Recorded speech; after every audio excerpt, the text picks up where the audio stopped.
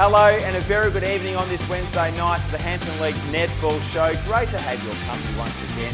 And the Netball Show brought to you by our major partners, McDonald's, Powercore, Lindock Living, and also our great friends at SunGold Fresh, local milk, Billy Slater and the team. And the Netball Show brought to you by Miss Kit, who are a great local business jumping on board for season 2021. So May race is just around the corner. Go see Jody and the team at Miss Kit in Koroit Street, Warrnambool. Netball's First Lady of the Hampton League, Trish Butters, joins me once again. Trish, a very big welcome. Hi, Hilly. I nearly came in with a flower in my hair. There was one outside with the races coming up next week.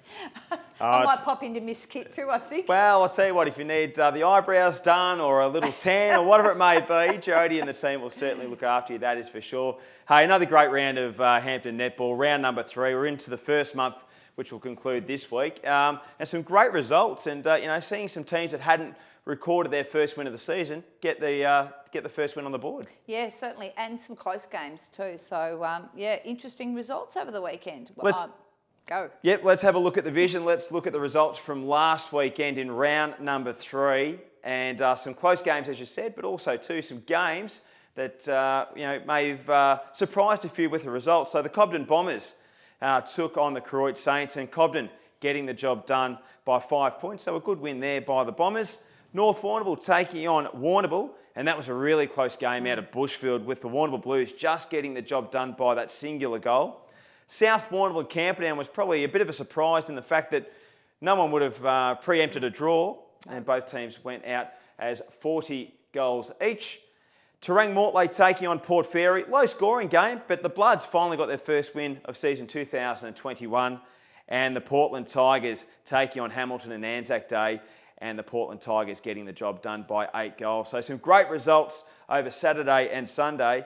And we might go to the vision of some of these games and have a bit of a chat on some of the games that were played over the weekend. The first one we'll look at is North Warrnambool taking on Warrnambool out at Bushfield. You were out there, Trish. How'd you see this one unfold?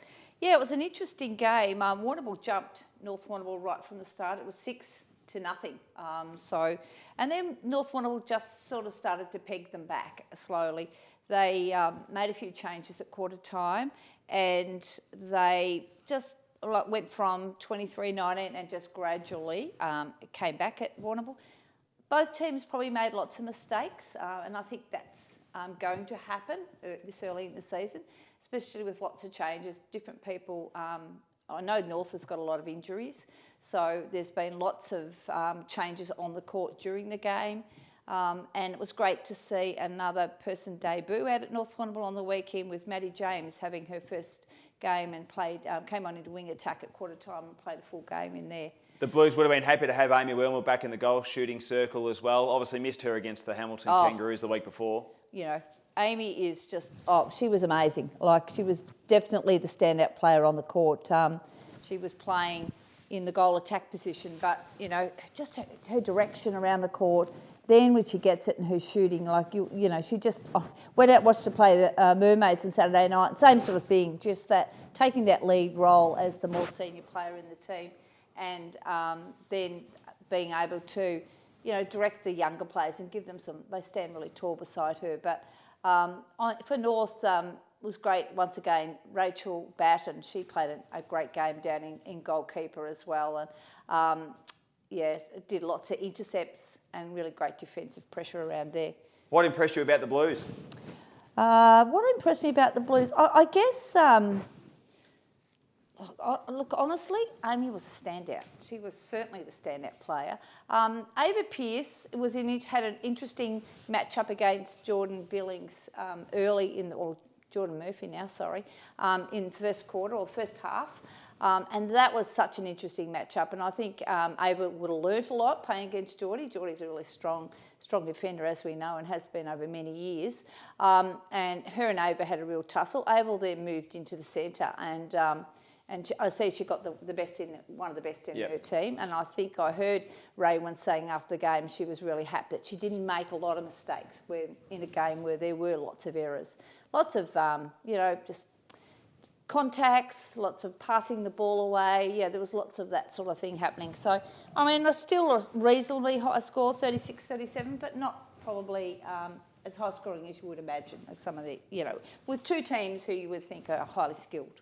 Let's look at Camperdown and South Warrnambool. What a game up at the Friendly Societies Park. A 40-all draw, and what a great result for the Magpies. Obviously, we know how strong South Warrnambool are, but this one, no doubt, could have been won or lost, by that one or two players, there's no doubt. But what a great game and a great advertisement for Hampton League Netball. Oh, who would have picked this? I certainly wouldn't have picked it. I think we all picked South. We thought, the way I saw them play the week before, I just thought that it'd be a close game, but, who knows what could happen. All reports, I think the goalies played really well for Camperdown. Crystal Baker and Amanda, got to think of her last name now. Clark. Yes, that's it. Perfect. Amanda Clark. They played really well, and Amanda shot 29 goals up against the tough South defence. Thing that we learn about South every week is their depth, and they've got players that they can swap on and off and bring on fresh legs. Annie Blackburn's the oldest in that team, and she's 24, maybe 25 this year. Pretty young, aren't they? So they're very, very young. But once we said it last week about the three Baker girls playing together. Girls. Tracy will love me calling her a girl, but certainly them playing together. They've got that connection, and that's a bonus for them, I guess. Yeah, no, a great game there and a great advertisement for Hampton League Netball. And the final game we'll have a quick look at is Cobden taking on Koroit. And the Cobden Bombers getting the job done by 5 goals. They're looking strong, aren't they, the Bombers? But I'll tell you what, the Saints, they're not far away either. Oh, it was just a close game. Like 16-15 at quarter time. It was level at half time. 3 goals in it at 3/4 time, and that's what and then Cobden 53 to 48 in the last quarter. Speaking to Marie Lane, she was doing some of the video work for me and keeping me updated, and she just said, Amy Hammond doesn't get any, she hasn't lost anything in the COVID time. She's still playing really well and fast, and that's what I saw the first game as well. And then once again, we've got the depth of Cobden coming through. We know they've still got 2 good players out. They had Molly Hutt played half a game on the weekend. She was feeling a lot better. Came out and her and Jamie shared half a game each. So I think Sophie was pretty happy with that, because she was a bit worried about them dropping off in the last quarter, in the early first 2 games, and they were able to maintain the pressure and come out against a strong Koroit team, obviously. I'll tell you what, the Saints are still young, aren't they? You throw in like the likes of Millie Jennings and some of these young ones coming through. They've got some experienced players, but they've got some youth in there as well. They sure have. So Millie Jennings had obviously played a great game on the weekend, and Belle Baker. Just looking there at the goal defence, has lost her name for the moment. But and then you've got your bookends. You've got Emily Batt in goalkeeper, and Nell up the other end. And, what did Nell shoot again? She shot she'd be another in the 30s. So 38. So, she's scoring high 30s every week. So she's very hard to stop. She is. It's going to be another tough year for opponents when they take on the Saints, but also for the Cobden Bombers as well. So a great game there. In Hampton Netball. Hey, let's go to our first guest of the evening. And this young lady has taken over the reins of the Terang Mortlake Football Netball Club Open Division side. Very experienced netballer, and we're really glad she could make some time to join us tonight. I speak of Liz Fowler. Liz, thanks for joining us on the Hampton League Netball Show. Thanks, Trent. Good to be here. Hey, would have been nice to get that first win on the board after last week. Some really good performances early in the season, but to get the job done and get that first 4 points must have been a nice feeling.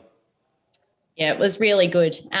It's nice to have close games, but at the end of the day, you've got to get those points on the board. So, yeah, really happy about the girls' performance.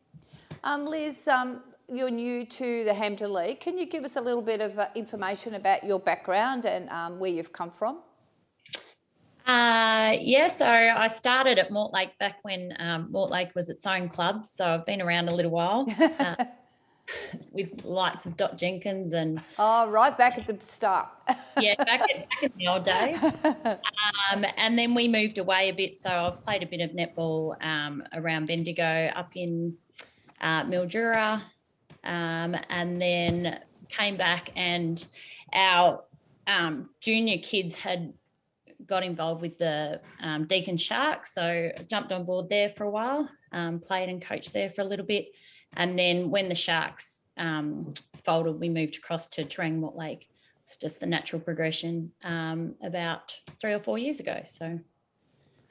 Hey Liz, obviously taking on the reins, there's been a bit of experience has left the Terang Mortlake side this year. You've got a lot of youngsters coming through, and it seems like from all the reports that I'm hearing that there's some real quality amongst that youth coming through. Yeah, that's right.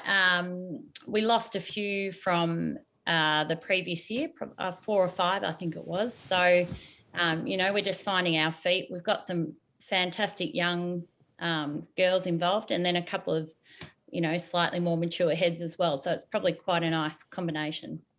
So what do you see, Liz, as the strengths of the Terang Mortlake team, and where are you looking to go this year with that team? Look, they're a really nice bunch of girls that are really prepared to work hard. So, they're really fit. They're working hard on that. They've got really good commitment, I guess, and willing to work towards, a common goal. They're all putting a lot of trust in each other. So that's going to be a strength, I think, that, will set us good for the year ahead. And, at this stage, we're fairly new, so we're just sort of taking each week as it comes, really, and see how we can build. But, I've been really impressed. We started off well. We had Camperdown Croydon first up, really tough opponents early on. Girls that have played a lot of netball together. So, but I was really impressed with how the girls, started, and then, perhaps we're just not quite match fit yet in terms of, our concentration levels and to finish off. But yeah, so this week it was great to get that win on the board and, start putting those 4 quarters together. I see you've got a bit of a policy about running some juniors through the senior comp, and I see Maddie Cheshire and May Sewan had a go in the open team on the weekend. Can you tell us about those girls, and are there any other young girls coming through that you can see having a future and playing open for Terang Mortlake? Yeah, look, our juniors are really strong in Terang Mortlake, so really happy about that. We've got Grace Wareham and May. They played the first couple of weeks and they were great. And then we've got a couple of other ones coming through as well. So yeah, we'll be developing them all. Cool. Hey Liz, it seems like it's a really even competition this year. Hamilton got the win over Warrnambool. Warrnambool's gone on to beat North Warrnambool. You guys have beaten Port Fairy. Port Fairy won their first couple of games of the season. So no game can be taken too lightly. You take on the Kangaroos this week. So another test, but also another opportunity, I guess, as well. Yeah. Every game we'll just take, start raw again. And the girls will be looking forward to seeing how they can play out this week. Hey Liz, we give you a big warm thank you for joining us tonight. It's been great to get your insights, and we wish you all the very best of luck for the rest of the season with the Bloods. Thank you. Good luck, Liz. Liz Fowler, the coach of Terang Mortlake, great to get her insights, and I think she'll be a great mentor for that young group coming through. Very experienced player, and I knew that Liz had a lot of time with the Deakin Sharks in that last few years as well, so she'll be great. Hey, we've got our Rising Star. It's been a really popular segment on the netball show over the last couple of weeks. It's been great to catch up with the likes of young Tessa Elliott, and last week's we had Olivia Maris. So it's been great to catch up with the young ones. And this week we're going to go to Koroit. This young lady has come over from the Portland Tigers and has made her mark nice and early with the Koroit Saints. And our rising star for us this week goes to Millie Jennings. So a big congratulations to Millie, who played a great game on the weekend. And we've been lucky enough to have been joined by Millie on the Zoom. Millie, thanks for jumping on and talking to us tonight. It's great to catch up with you. Thanks for having me. Hey, first and foremost, how are you enjoying life at Koroit? I know you've come over from Portland, but how have you enjoyed playing with the Saints so far? Yeah, it's really good. All the girls have been really welcoming and supportive of me, so it's been really good. Millie, where are you? Which position do you playing with Koroit in the open team, and where's your favourite position to play, perhaps? So I've been playing wing defence and centre, and I really enjoy playing wing defence so far. That's very unusual. I don't know many people who would say they enjoy playing wing defence. Tell us why you like playing wing defence. I just really like the competitive part of it and trying to get the ball pretty much. Was that a position that you played in your juniors, Millie, or were you more, in a different position? And sort of when you've come over to Croydon, did they have a position earmarked for you, or are they willing to throw you around a little bit in different places? I play centre and wing attack in juniors, but I pretty much play where they put me. So, yeah. Fair enough. Hey, who's been some of the your big mentors? I know Mum. I said, well, I better give her a mention because she helped me get you online to have a chat. But I know Mum would have been a big influence on your netball so far. Who else has sort of played a big role with your netball? Mum would be the main one, but Danielle and Stacey at Kuwait have been really good, been really supportive of me. Excellent. Been great.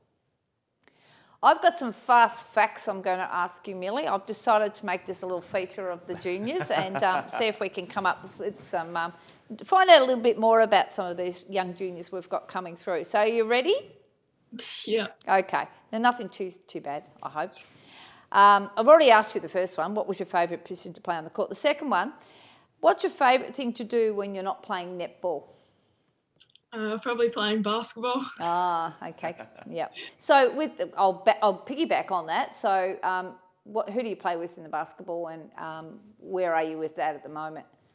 So I play with Portland, but the season has ended. So, okay, yeah, that makes it a bit easier.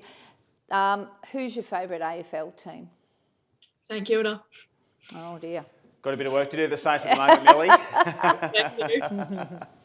Are you scared of anything? No. No, not even a mouse.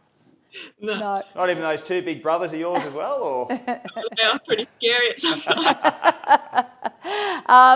What's your favourite place to go to on holidays? Probably Torquay. Oh, nice. And the last one I've got for you, what's your proudest accomplishment? It's a tough one, actually. Probably the state academy program. Can you tell us more about that? Well, I did that last year, but it was pretty hard with COVID, having to do all the trainings over Zoom and stuff. But that's going to start up pretty soon this year, so I'll be doing that. So how many trainings does that involve? There's 2 trainings a month till October, and then we have a big specialist day to get selected into the under-17 state team. Oh, that's exciting. Well, something to look forward to as the year goes on. Now, one thing I am going to ask you before we let you go, Millie, and we really do appreciate your time. What's your goal this year at the Croydon Saints, especially in that Open Division team? What's the thing you want to achieve the most? We'll just play the best netball we can, and we've got a really strong side, this team, so we'll probably get close to it, but hopefully we get up there. Oh, fantastic. Hey, great to have you on and great to have a chat with you, and you've got a very bright netball future, so well done. Well done for being our Rising Star of the Week, and best of luck for the rest of the season. So, Millie, thank you for joining us. Thanks for having me. Thanks, Millie. Fantastic. Millie Jennings, another youngster that's coming through the ranks. And there's a lot of them, Trish, at the moment, isn't there? There's a lot of youngsters coming through that are doing great things. There certainly is. And on that, we'd just like to encourage them all to, we have our tryouts starting this week for the Association Champs. So the first tryouts for the 13s, the 15s and 17s is this Friday night at Brow College, starting at 5. So 13s and 15s will be 5 to 6:30, and then the 17s will be 6:30 to 8. And then again on Sunday, backing up on Sunday at 10 o'clock, and that will be at the Warrnambool City Netball Association Stadium. And so 10 to 11:30 the 13s and 15s, and on then 11:30 to 1 for the 17s. And hopefully we'll have those squads picked, and then we'll start the training process for Association Champs. So there's so many great juniors out there, so I encourage you to come along. If you can't, please contact your coaches. Try to make at least one.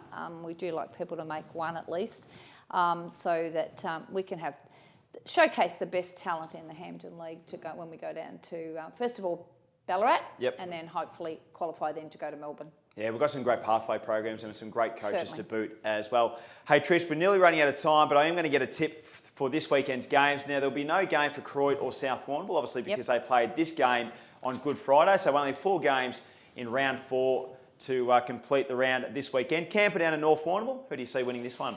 Oh, goodness. This will be a toughie.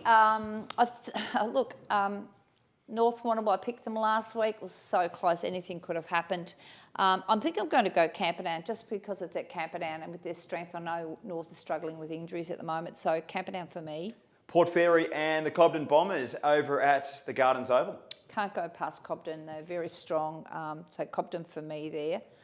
Warrnambool are taking on the Portland Tigers. That's out at Deakin University, and that should be a good game of netball. Should be a great game. And Portland coming off their first win last week. We didn't mention them. Yeah. They would have been pretty excited about that. And I've got a little list of some new names which I'm really looking forward to seeing. Maddie Stone, Karina Thorpe, Heidi Jones, Katie Zinert. So there's some great talent over there. I'm looking forward to seeing them in a few weeks. But I'm thinking I can't go past Warrnambool, what I saw on the weekend. I'm hoping, you don't know with some of those girls that play basketball, whether the Mermaids are in town, whether Amy's and she is a big cog in that wheel. Oh, she's an important player, there's no doubt about that. And the last game, and I think this game may be a Super Saturday game as well, up at Melville Oval, Hamilton taking on Terang Mortlake, and this should be a great game as well. Absolutely, that was the toss of the coin for me. I think because we were talking to Liz Fowler, I thought I'll go with Terang Mortlake on this one. But yeah, I think this will be a really tough and tightly contested game. Yeah, should be a great game, a great round of netball coming up. Now, for anyone that is at a game and you could take some vision, make sure you get your camera out, take a bit of vision, because we want to try and get all the vision for all the games each round. We've done pretty well getting 3 to 4 most weeks, but if we can get all 5, it just really showcases our local netball competition even more. So if you feel like there's some good vision that you may have even at Clubland, send it through to myself or even Trish or Fitz Media, and we'll try and get it on the show. So we just want to make sure we give the netball as good a coverage as we can, and because it's a great competition, there's no doubt about that. Hey, Can Trish, I just remind people on that when they're videoing to make it sideways, not long ways. On that note, thanks for joining us. Have a great weekend at the netball. You too. And Week off? Week off. Yep. And then we look forward to catching up with everyone else in about a fortnight's time after next week's weekend 5. So have a great weekend, and we'll see you at the netball.